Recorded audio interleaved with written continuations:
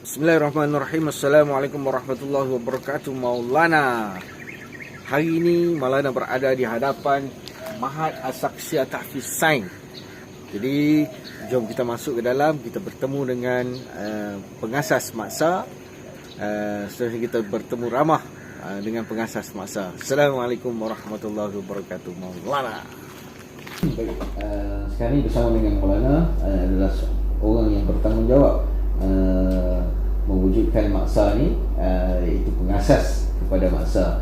Kita bersama dengan Ustaz Al-Fadhil Ustaz Osman. Dan Assalamualaikum Ustaz. Assalamualaikum warahmatullahi wabarakatuh. Boleh tak Ustaz kenalkan diri terlebih dahulu kepada semua yang melihat ni? Boleh tak perkenalkan diri? InsyaAllah. Assalamualaikum warahmatullahi wabarakatuh. Alhamdulillah Rabbil Alamin. Wassalatu wassalamu ala asrafil anbiya'i wal mursalin wa ala alihi wa sahbihi ajma'in. Nama saya Osman bin Jaafar, ataupun dikenali sebagai Ustaz Osman Al-Marbawi, selaku pengasas Sekolah Menengah Agama Mahat As-Saksiyah Tahfiz Sains, ataupun kita kenali sebagai SME Maksa. Okey, Ustaz, boleh tak Ustaz cerita sikit latar belakang maksa ni, bila diwujudkan dan sebab apa timbulnya idea untuk wujudkan maksa ni? Ya. Baik, pada asasnya maksa ini dia wujud pada tahun 2006. Maksa ni kita buat secara pengajian Tas Enggo, dan seterusnya komuniti daripada itu pada tahun 2015 kita wujudkan sebuah syarikat Mahat Zaman Saksiyah Adiniyah untuk menyambung perjuangan pengajian Al-Quran di kalangan anak-anak muda kita, sehingga tahun 2017 kita mendapat pendaftaran daripada JAIB untuk sebuah Mahat Tahfiz. Dan pada tahun 2019 pengiktirafan yang diberikan oleh JAIB kepada maksa, di mana dia upgrade maksa ini kepada Sekolah Menengah Agama. Dan saya sebagai orang yang berkecimpung dalam industri logistik dan juga sebagai penasihat syariah di logistik, dan melihat dari segi peluang-peluang kerjaya yang ada di peringkat industri, di peringkat profesion ini, dan kita melihat tentang kekurangan kuantiti daripada pelajar-pelajar tahfiz, pelajar-pelajar sekolah agama untuk masuk ke industri, maka tercetus idea ini ialah untuk saya bawa generasi-generasi anak muda orang Islam kita supaya mereka ini turut bersama tentang peredaran zaman yang berlaku pada hari ini, menjadi sebagai satu hufaz yang berprofesion. Jadi hufaz berprofesion ni maksudnya kalau dia masuk dalam logistik, kalau kata halal, bukan kata makan, lori dah kena halal, gudang dah kena halal. So di mana golongan-golongan orang agama ini untuk masuk dalam industri dan juga bersama-sama untuk dalam kerjaya profesion, insyaAllah. Okay. Baik, kalau kita tengok kan di maksa sekalipun kita dah Ustaz cuba sampaikan untuk melahirkan hufaz-hufaz yang mana bersaing dengan dunia luar. Jadi salah satu idea yang timbul daripada Ustaz tu, maknanya untuk hasilkan satu produktiviti, maknanya maksa ni produk tahfiz yang berkualiti lah, yang dapat bersaing dengan dunia luar. Dan daripada segi pembelajaran di maksa ni sendiri tu, apa yang Ustaz dah cuba keluarkan produk ni, dan apa terms-terms yang ada di dalam untuk pembelajaran? Ya, pada asasnya pelajar-pelajar kalau dia masuk ni, dia akan ada dua silibus, dan silibus ini yang telah kita olah kepada satu dipanggil silibus yang bersifat contemporary. Contohnya macam tahfiz. Jadi tahfiz ni kita gunakan tahfiz Nippon environment. Nippon, so apa makna Nippon? Nippon itu adalah Jepun. So Jepun ini ialah sebagai satu dia panggil majas ataupun simbolik kepada satu disiplin, satu dari segi cara menggunakan sistem konektif. Jadi kita ada silibus tahfiz daripada umur 10 tahun sehingga umur 15 tahun. tahfiz, dia panggil tahfiz akademik. Tahfiz akademik. Tahfiz dan akademik. So dia menghafal Quran dan juga ada subjek akademik, subjek teras.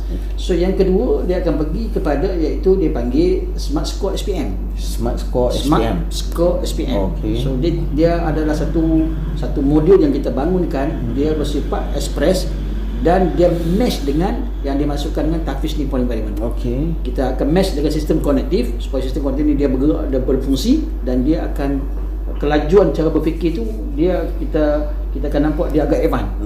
Okey. So dia akan berlaku Smart Score SPM ni dipanggil akademik tahfiz. Akademik tahfiz. Maknanya dua aliran lah dalam Dua aliran, dalam satu. So dalam tahfiz akademik, Okey. so dia ada KPI. Oh, okey. KPI dia ialah tahfiz. Okey. Okey, dalam akademik tahfiz, Okey.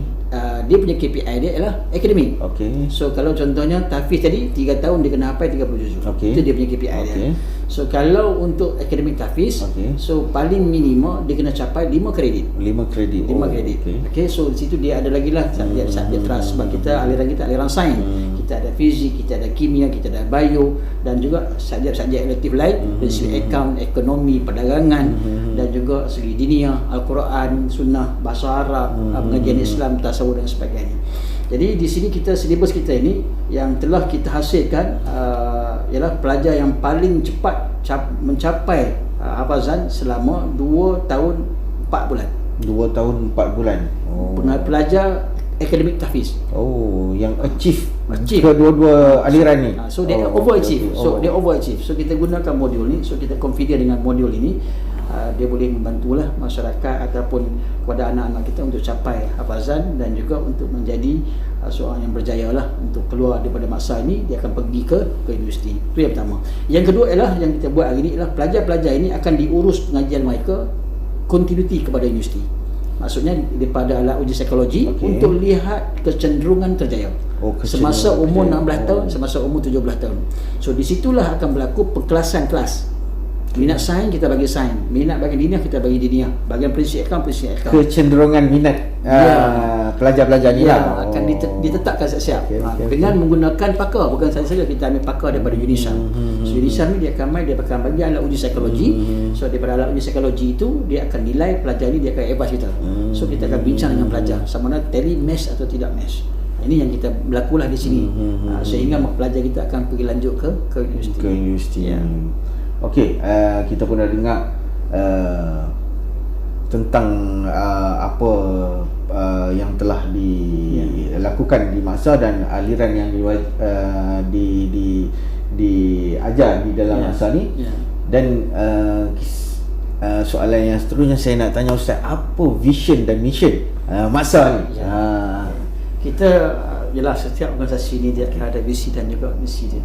So kita punya visi kita ialah untuk melahirkan satu generasi yang memahami Quran secara holistik. Bermaksudnya Quran ini dia mestilah Quran ini mendominasikan dunia. Ya, dia mendominasikan dunia. Bukan Quran itu hanya tertumpu kepada institusi agama yang sempit yang dipahami oleh masyarakat hari ini. Dan juga misi kita ini adalah misi yang untuk membawa masyarakat kita adalah masyarakat yang bertakwa dan masyarakat yang beriman dan juga masyarakat yang berteknologi. So dia akan bersaing bersama-sama dengan berbagai perubahan, tetapi prinsip asas dia mesti dengan agama.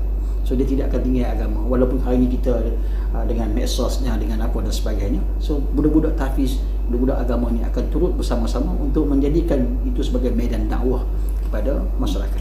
Maknanya bersaing dengan yang lain lah. Walaupun kita bukan hanya dapat ilmu agama, namun lebih daripada apa yang kita jangkakan lah. Maknanya kita bersaing dengan dunia luar. Okey, untuk soalan terakhir Ustaz, apakah